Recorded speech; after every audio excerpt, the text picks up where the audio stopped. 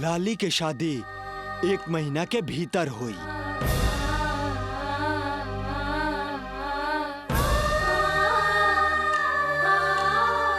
बंगारी,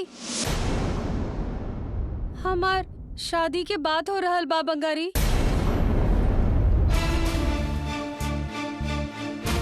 का शादी का के कहला सैसान? कल रात के खाना खाए के समय गुरुजी बोलले रहन 1 महीना के अंदर हमार शादी हो रहल बा। तू का बोललू? तू कुछो ना बोललू का? बड़ लोग सब बात करत रहन त हम का बोलती। शादी के बात ना मनती त रात के हमार गुरुजी खाना ही ना खाईते।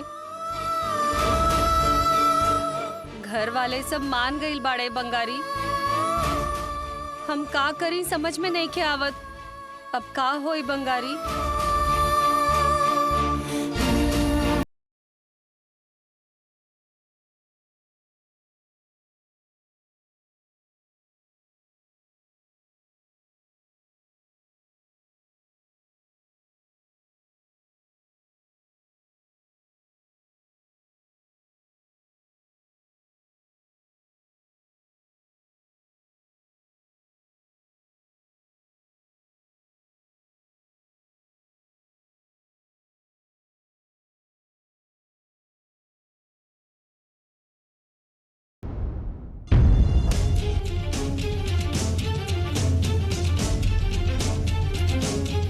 बंगारी रुक जा।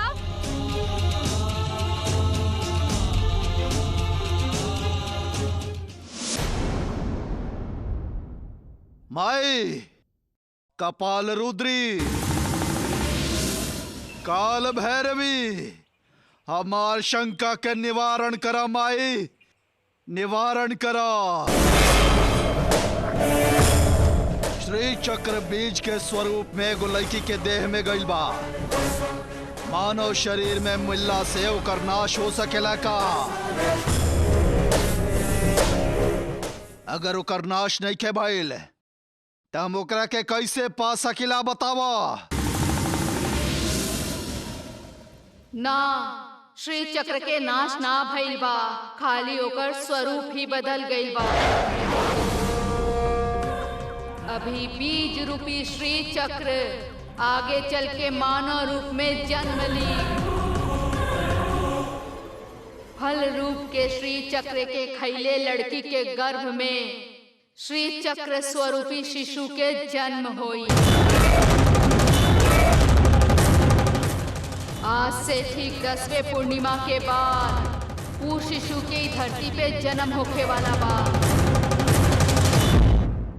उस शिशु के अगर आप वश में कर ले तो आपके कार्य साधना पूरा हो जाए।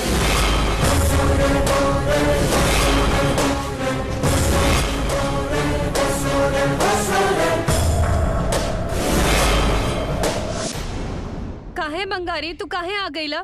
का भइल तहरा? का भइल तारा पता नहीं के का हम अपन मुंह से उसे बोली का? उ का बा ठीक से बोला। हम बात ही करत रही तब्बे तो उठ के भाग गईला। तू कालू बात सुन के दुखी भइले भी न रह सकिला का? ऐसे उठ के आ गई नी। हम जाना तानी तू हमार शादी के बात सुन के आ गईला, उहे बात है ना? हाँ हुए शादी के फैसला हो गइल बा तो लड़का के है यो फैसला हो गइल हुई। जाना तनी तू नहीं खू मिले वाला। अभी तुरंत ऐसा कुछ ना होई बंगारी। लड़का के बा ई बात के फैसला अभी नहीं खे भइल। लड़का भी देख ले हुई है, तू ही ठीक से सुन ले ना होई बू बस। हम जाना तनी तू ना मिलबू। काहे ऐसा बात करत बाड़ा? अगर हम पागल बानी त हमरा से ज्यादा पागल त तू बाड़ा। तोहरा के समझावल हमार बस के नहीं खे। हम ही जाके इस समस्या के समाधान सोचतनी। हम जात बानी। जा जा केहू आई तारा खातिर मंगलसूत्र बनवा लो, हमरा भी मत आइया जा। काहे ऐसन छोट बच्चा के जैसन बोलत बाड़ा तू? लड़का के बा अभी हमरा नहीं के पता बंगारी। अभी नहीं खन बोल ले तो बाद में बोल दी हैं। इस चप्पल के रखवाला बंगारी के नाम की बोली बोला? और फिर हमरा जिसन से शादी करे खातिर कौन माँ बाप तैयार हो कि बोला ना? केहू मानी या ना मानी, हम तो के पसंद करेनी। सबके सामने तोहार नाम हम बोला बस। ऐसे का फायदा होके वाला बा? हमरा से शादी करे खातिर आखिर के मानी केहू और आके तरह के मंगलसूत्र पहनाई।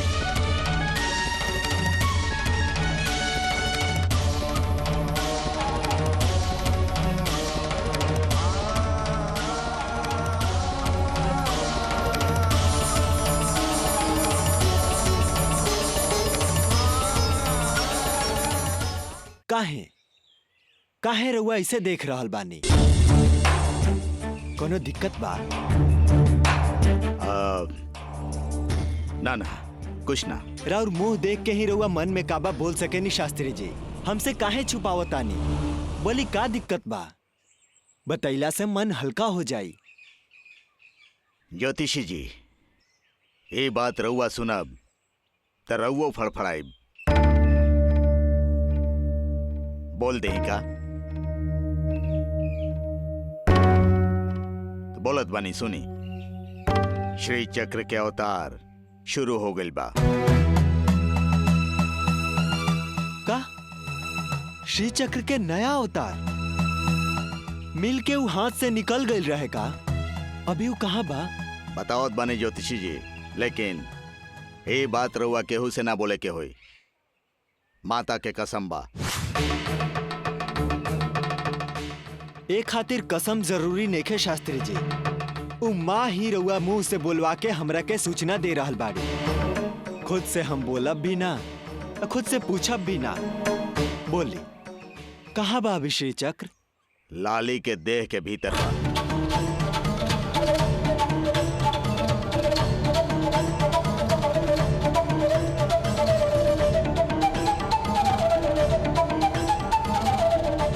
हाँ ज्योतिषी जी, लाली के खून और मांसपेशी में वो विलीन हो गई बा और 10 महीना में यानी आज से 10वां पूर्णिमा के समय श्री चक्र स्वरूपी वो शिशु लाली के गर्भ से उत्पन्न हुई।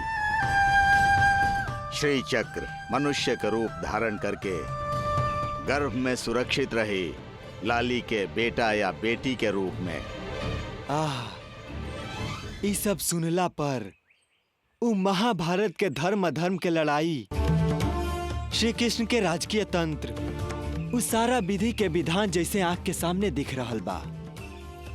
और कैसन कैसन चमत्कार होखे वाला बा ई देखे के बा। मनुष्य के आंख से ना दिखाई देके भूगर्भ के अंदर ही रह के इस श्री चक्र के शक्तिपीठ बनावे के महामहिमा देखौली। उ श्री चक्र अब बाहर आके गर्भ में रह के स्वयं मानव रूप लेके हमने के आंख के सामने चली त पावन हो जाई इस चक्रपुरी क्षेत्र।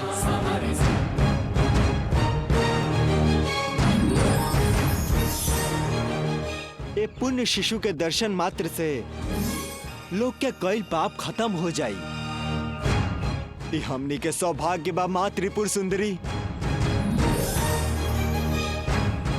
तब ले तू ये बूढ़ जीव के आयु प्रदान करिया माँ, आयु प्रदान करिया।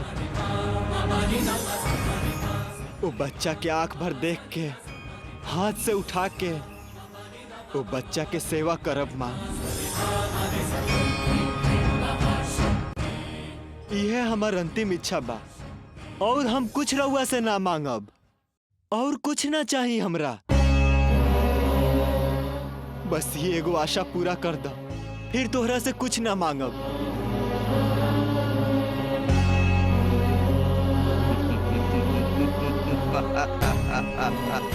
जरूर पूरा होई ज्योतिषी जी। मां पूरा ना करिए ता ये विरूपाक्ष राउर इच्छा पूरा करी। ओकरा खातिर नया उपाय कैले बानी।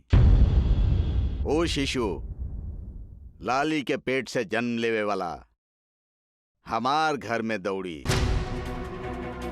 रउआ ओकरा के खिलाई, वो चिंता रउआ मत करी। शास्त्री जी रउआ का कह रहल बानी? लाली के बच्चा रउआ घर में कैसे पैदा होई? ये कैसे मुमकिन बा?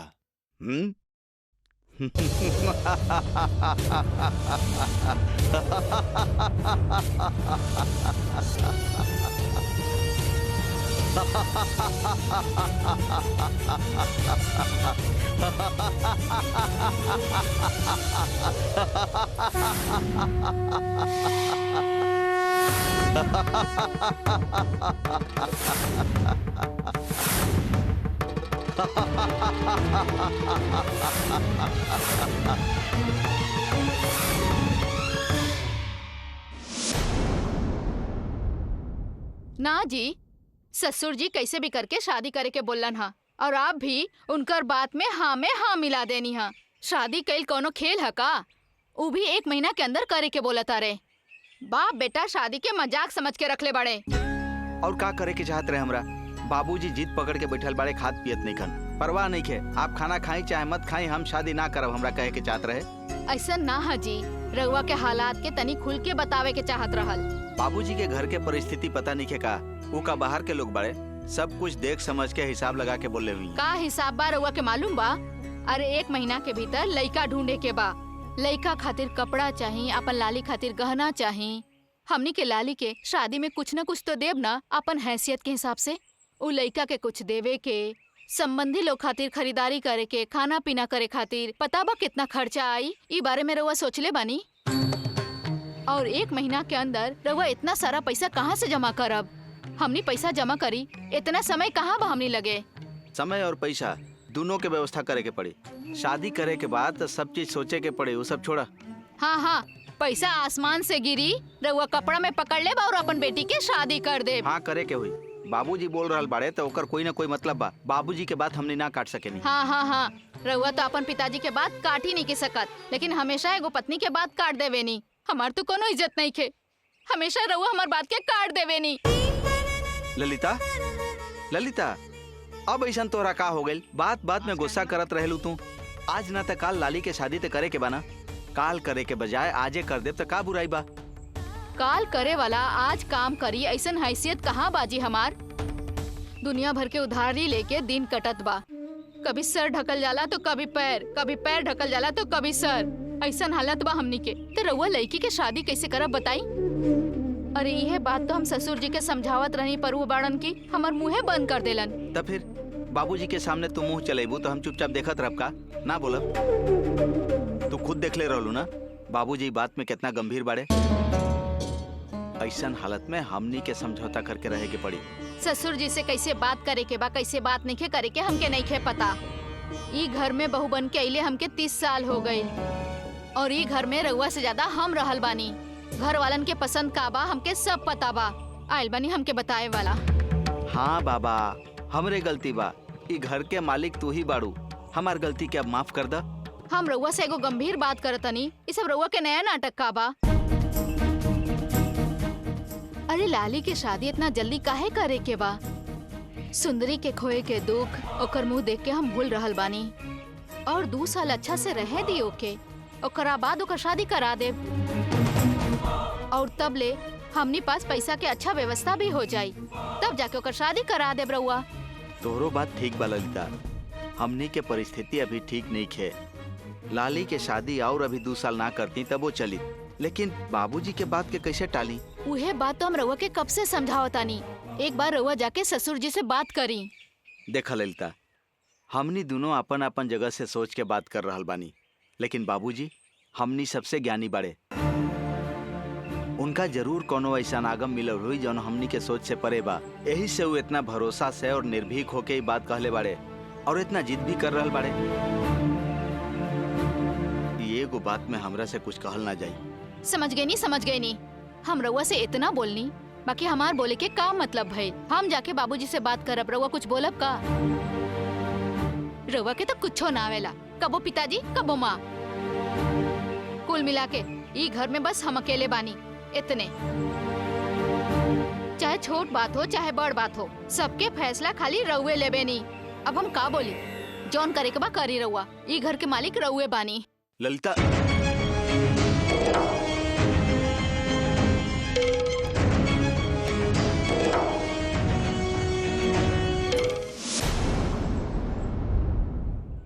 का भइल तोहार ललिता के? इतना गुस्सा में काहे जात बाड़ीऊ? पति पत्नी के बात के बीच हमार बात काहे आइल? ऐसन कुछ नहीं खे माँ। लाली के शादी के बात करत रहनी। तू दोनों लाली के शादी के बात करत रहा त करा, लेकिन ओकरा बीच में हमार बात काहे आइल? सुन ला, हमरा बारे में बात करे के जरूरत नहीं खे। इनकर आता सुबेरे उठ के हमरा बारे में बात ना करिए त इनकर खाना ही ना पचेला। माँ हम तू मुंह बंद करा बस।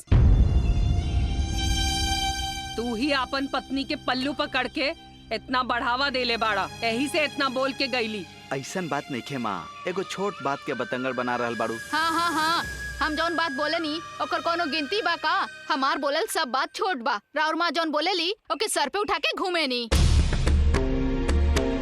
देखा देखा ये कैसे बोल रहल बाड़ी। माँ अपन बेटा से अच्छा से बात करे, इनकर अच्छा नहीं खिलागत। कहाँ से पल्ले पड़ गई ली, भगवान बचावस। देखा ललिता, कुछ बोले के बाद हमरा से सीधे मुंह बोला। बेकार में हमार बेटा पे गुस्सा दिखाईबू त हम ऐसे ही ना छोड़ब। ना माँ जी, लाली के शादी के इतना जल्दी काहे बा? और 2 साल बाद ओकर शादी करब। इतना छोटा बात खातिर इतना झगड़ा काहे? देखा, हर बात में तू अपन टांग मत अड़ावत रहा ललिता। लाली के ह तहार जनल बेटी ह का? हमार पोती सिर्फ सुंदरी ह, लाली ना ह। उ लड़की के घर में सुंदरी के जगह कब्बो ना मिली। तहार ससुर जी लाली के ही घर में लेके आइल बाड़े। उहे ऐजा रहे खातिर बोलले रहन, अब उहे शादी खातिर बोलले बाड़न। त तहरा काहे परेशानी होता? तहरा तक कुछ बुझाइबे ना करेला। साल भर केहू के भी घर में बुलावेलू, बैठावेलू, देख रेख करेलू। देखनी न रउआ कैसे राउर माँ बात करतारी। हमार बहन इतना दुख में ऐजा आयल बिया और देखी राउर माँ कैसे ताना मारतारी। बात के कहाँ से कहाँ ले जा रहल बाड़ू? माँ कुछ और बोल रहल बाड़ी, तू कुछ और समझ रहल बाड़ू। का हो गइल बा तोरा? देखला ना हमरा के कैसे बोलतारी। जोर से पूछा ना त सर पे बैठी। केहू के भी देख रेख करतारी, तेकर मतलब का भाई? रउआ हमेशा अपन माँ के ही तरफदारी करब, न्याय के बात करी रउआ। हाँ, तू ही सही बाड़ू, हमनी के गलत बानी। तू और तहार मायके वाला ही सही बात बोले ले, हम देखले नहीं की का। माँ जी, बेकार में हमार घर वालन के कुछ भी मत बोली। पहले हमके इतना कुछ कहनी, अब जवन मुंह में आवता हमार घर वालन के कहतानी। माँ तू तो कम से कम चुप रहल करा। हमनी पति पत्नी बानी, आपस में झगड़ा करब चाहे कुछ भी करब, तू कहे बीच में नाक घुसावेलू। हाँ शेखर, तहार पत्नी के ही बात सही बा। हम ता हमेशा गलत बोलत रहे नी। तू तो हमरा तरफ बाड़ा, हम यही सोचत रही, लेकिन तू आपन बुद्धि दिखा देला। पति तो हमेशा आपन पत्नी के ही बात मानेला ना। जे पैदा करी ओकर बात काहे मानी?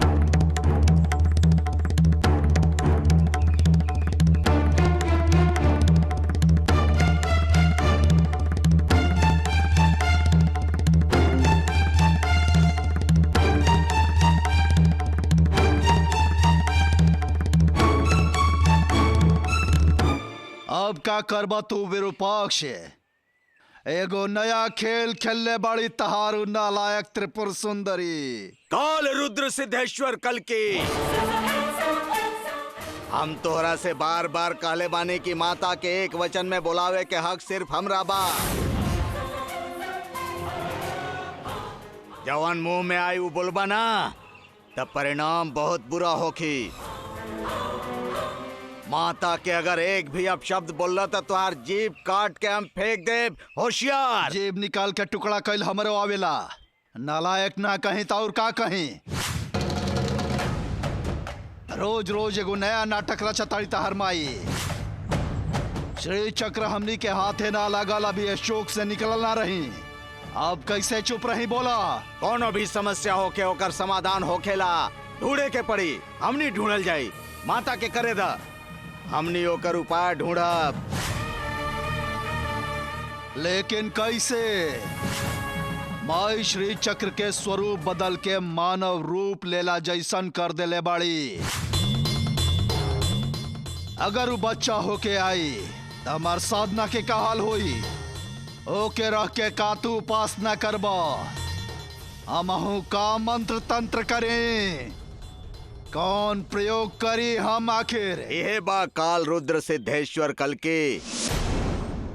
माता अगर शेर बाड़ी ता हम 1.25 शेर बानी साबित कर दे।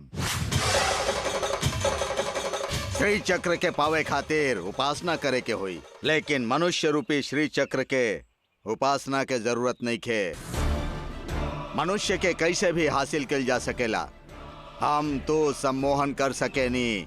श्री चक्र के भी हमनी दोनों सम्मोहन करके पाई।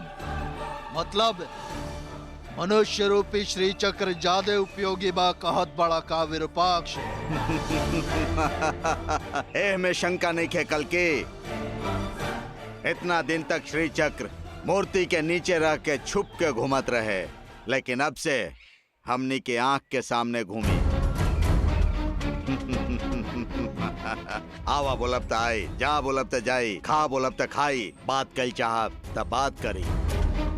अब हमनी के काम बहुत आसान हो गई। ए मनुष्य रूपी श्री चक्र से हमने अपन बहुत काम कर सकेनी, यानी सर्वाधिकार पालेब हमनी।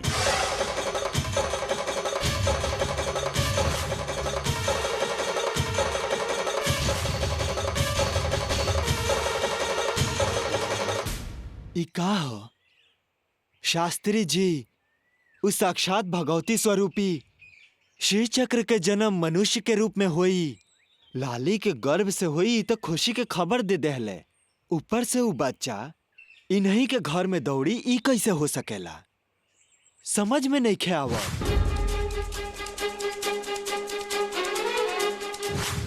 वो लाली के बच्चा इस शास्त्री के घर में दौड़ी कैसे हो सकेला? इ त एगो बेवकूफ जैसन बात कर रहल बाड़े, ना तो उनका मन में जरूर कुछ बुरा चल रहल बा।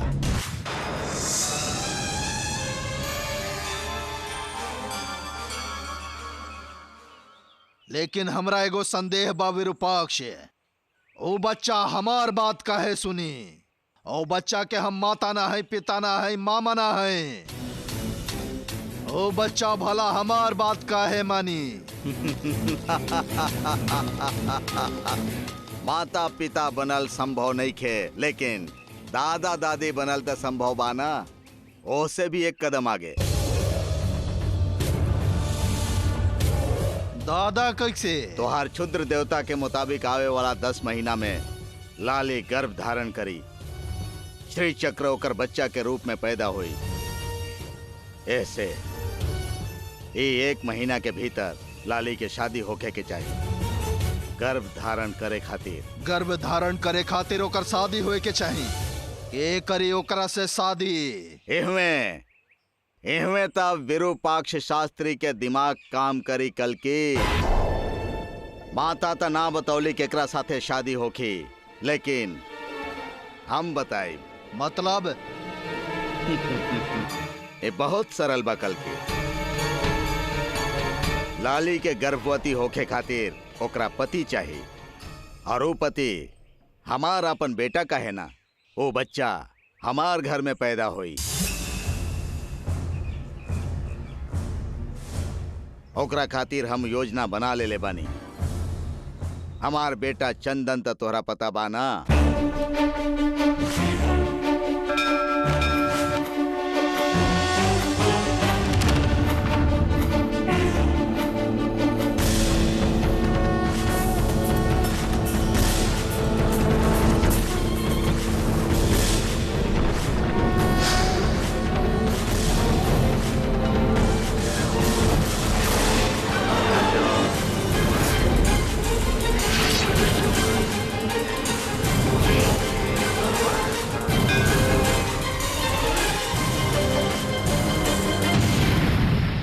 वेद पढ़ले बा, तांत्रिक विद्या सिद्ध कैले बा, 4 वर्ष तक फौज में काम कैले बा।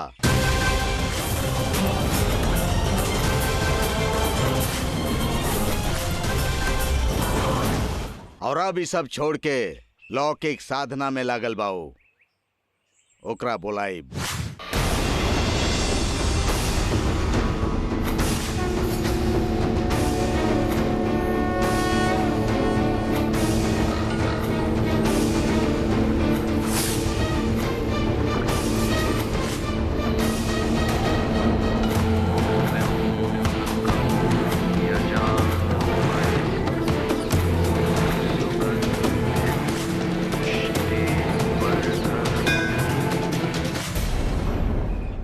ओकरा से लाली के शादी करवा के हम ओकरा अपन घर के बहू बनाई, और फिर आवे वाला 10 महीना बाद श्री चक्र हमार पोता या पोती के रूप में जन्म लेके हमार हाथ में आई।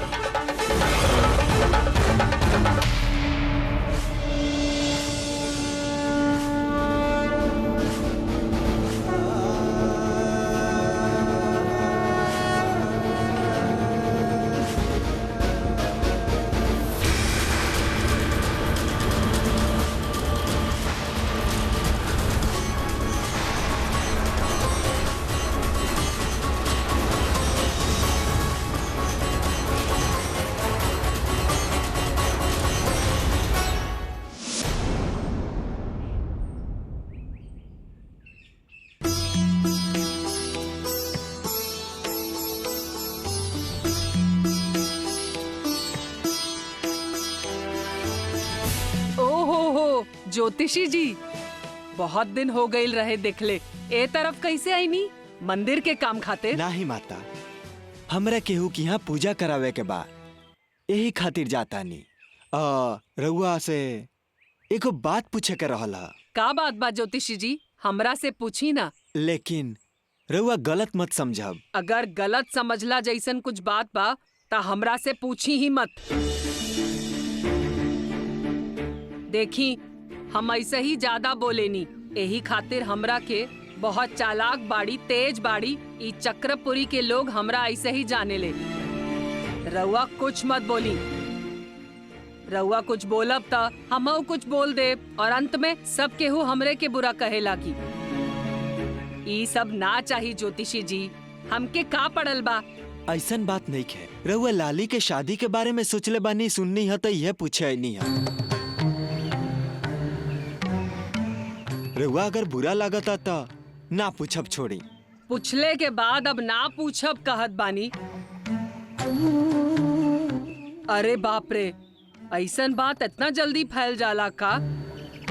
ई चक्रपुरी के लोग के कोनो दूसर काम धंधा नहीं खे का?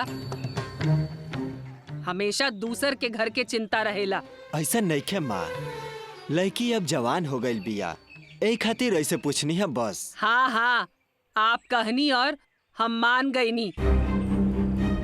अभी तक कल रात के ही हमार घर में शादी के बातचीत होत रहे, और आज सवेरे सवेरे ही रहुआ शादी के बारे में पूछत बानी। वाह रे भगवान। ओह, तो रउआ लोग शादी के बारे में सोच रहल बानी? हाँ, हमार घर के बेटी के बारे में हम ना सोचब त रहुआ सोचला से होई का? कौन लड़का? शादी कब बा? लइका दिन अभी तय नहीं खे भइल। तय हो जाई त आपन घर वालन के बोल दे बतावे खातिर। बताई ठीक बा ना?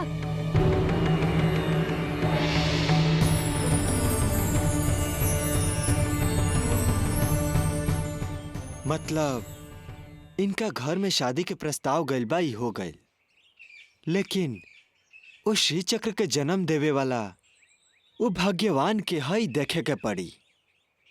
समय अइला पर पता चली।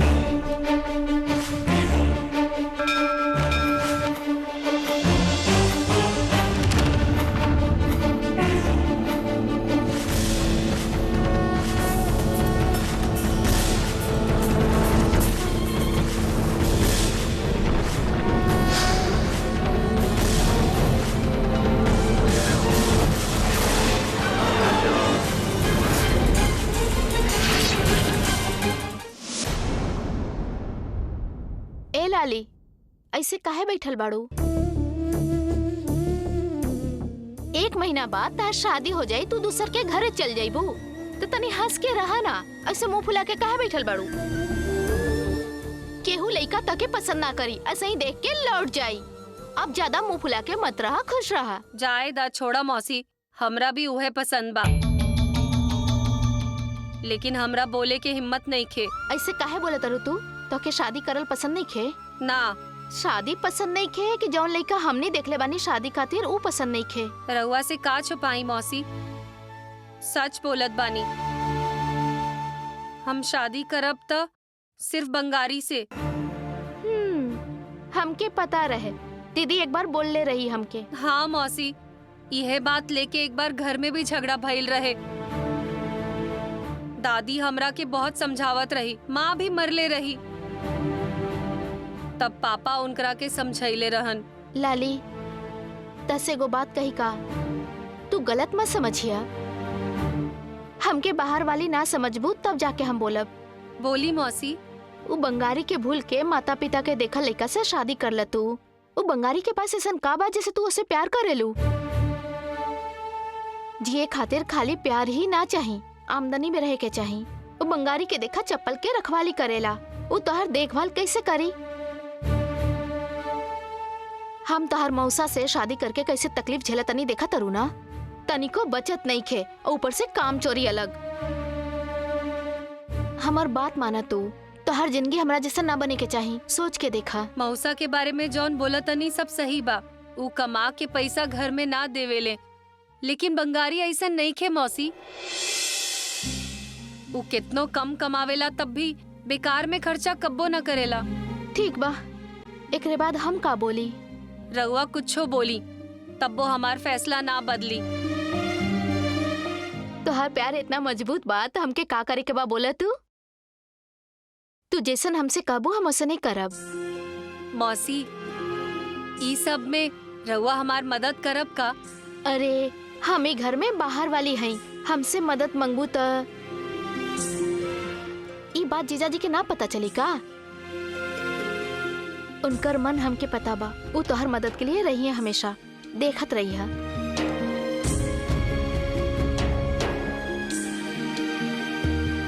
गुरुजी, पता ना काहे हमरा शास्त्री के नियत ठीक नहीं खेलागत। एमे हमनी के लाभ से ज्यादा नुकसान ही लाग रहल बा। यानी का मतलब मणिकंठ, लाली अगर विरूपाक्ष के घर के बहू बन गई तो ओकरा से हमरा कोनो लाभ ना हो की का? हाँ गुरुजी, हमनी के एमे लाभ से ज्यादा मुश्किल ही ढेर बा। हमनी के रहते भर में शास्त्री जी चाल चले के चाहता रहे, फिर लाली उनका घर के बहू बन के श्री चक्र रूपी उनकर पोता भइल तो उनका से बात ही ना कल जा सकेला।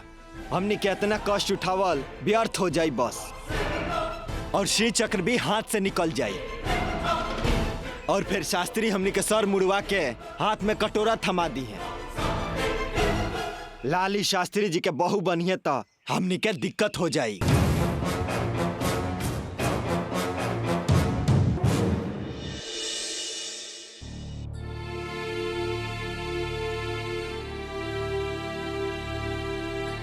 बाबूजी, रउआ हमरा बोलैनी हा, का बात बा?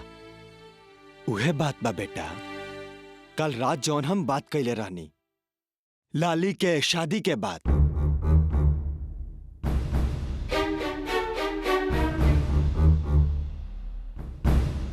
बोली बाबूजी, अब हमरा का करे के चाहिए? आगे का करे के बा यह बात करे के बुलौले बानी। बोला, शादी के बारे में का सोचला लोग? सब लोग मान गए, लेकिन शादी खातिर कौन लड़का हा ई केहू ना पूछलस।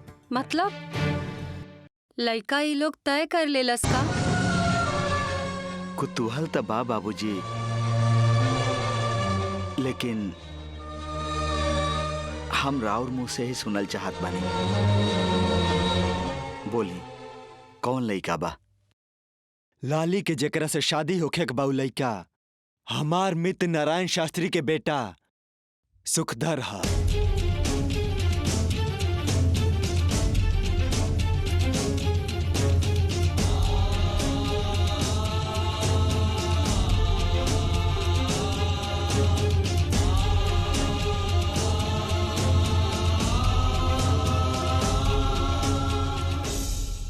ज्योतिषी जी, वैशाली 1 महीना खातिर मायके गइल बाड़ी। अरे ऐसे अचानक से काहे? माता अन्नपूर्णा के तरह तीनों समय हमनी के पका के देत रहली, अब लागत अपने से बनावे के पड़ी। ऐसन बात नहीं खे, रउआ मत घबराई, खाए पिए के तकलीफ ना होई। हमार बहिन वैजंती आवत बड़ी। वैजंती के हा बताई? रउआ भुला गइल बानी का ज्योतिषी जी? वैजयंती हमार छोट बहिन। उनका के हमरा देखले बहुत दिन हो गइल बा, यही से उनकर नाम भुला गइल रहनी है। हम का करें ज्योतिषी जी, वैशाली और वैजयंती में झगड़ा होला, दोनों एक दूसरा के पसंद ना करेली। इतना साल बीत गइल बा, हम वैजयंती के नाम ही भुला गइल रहनी। अब देखी वैजयंती यहाँ रहल बाड़ी, ओ मायके चल गइल बाड़ी। हाँ, भाभी ननद में इतना दुश्मनी का है? वो एगो लंबा कहानी बा ज्योतिषी जी। हमार बहन भी हमरे जैसन बिया, अलौकिक साधना कैले बिया। ओकरा हमार पत्नी देखल ना चाहेली, उनकर मुंह ना देखब का के मायके चल गईली। और जब तक ये घर से ना निकली हैं, वो घर में आई है ना। अच्छा ये सब छोड़ी, अभी एगो नया समाचार बा। बहुत अच्छा लड़का है, एकदम संस्कारी बा। बेचारा पिछले साल ओकर पिता गुजर गए, अभी ओकरा आगे पीछे केहू नहीं खे। एगो दोस्त चाही ना। लाली तोहरा साथे रही ऐसन जुबान दे के आइल बानी। जमीन जायदाद भी अच्छा बा। परसों लड़की देखे उ लोग यहाँ आई, बातचीत खत्म करके ये महीना के अंत में शादी कर दे। शादी साधारण ढंग से होई तब बहुत बा, लेकिन ये महीना के अंत तक शादी हो जाए के चाहिए। समझ गईला ना? ये बात में ही हमारा आखिरी फैसला बा, और कुछ नहीं के सुने के। उ भगवती सब कुछ अच्छा करी है।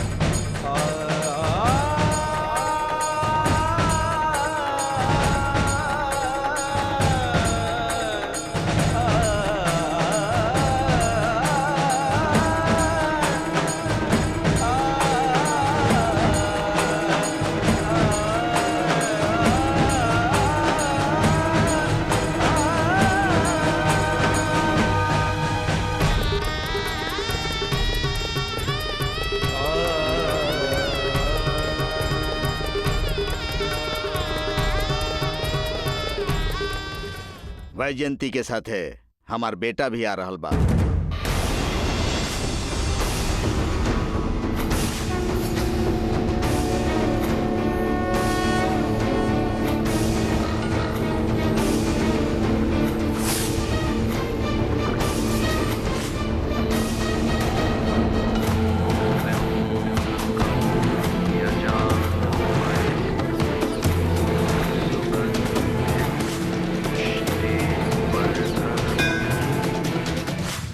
काल तक दोनों यहाँ रही हैं। ओहो, यही खातिर शास्त्री जी इतना खुश बानी का?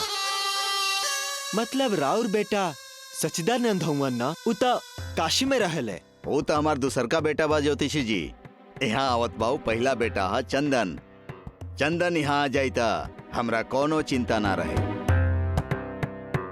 वो तो ठीक बा, ओकरा खातिर ऊपर वाला कमरा तो बाना, ओकरा नौकर से कह के साफ करवा दी। हम वैशाली के खबर लेके आवत बनी।